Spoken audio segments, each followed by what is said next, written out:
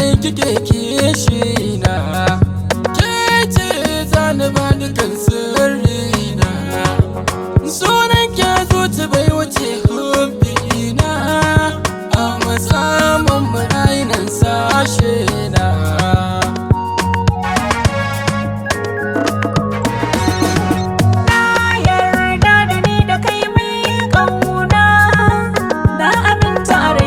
Ka zama angona, ko baka da gida ma, ko baka da kuɗi ma, zan rayu zanabi ka ai kyale ni. Kai ne ɗaya na sabon zuciya na, naka musan ka ya zama ƙofar jini na. La la la la.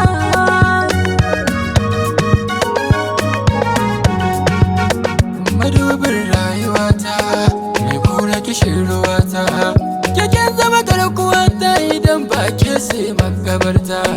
Da sanyin safiya dole in ji ta yahudi ya kwana, kafin na kira shi ma zai kira ni muna ta mutunta juna. Ƙaunarsa a zuciya na saka ta tana sashen jikina, dan ya zama dan uwana, ya zarce rabin jikina. Annoran zuciya ko da yaushe yana fidda ni kunci, kana fidda ni kunci, kana fidda ni kunci.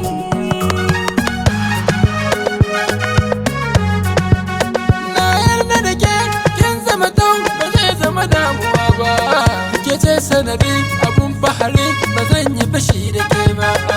Idan ba ke ina zane ba zan zama mai gida ba, na san ki da tausayi ba za ki bar ni in riga korafi ba.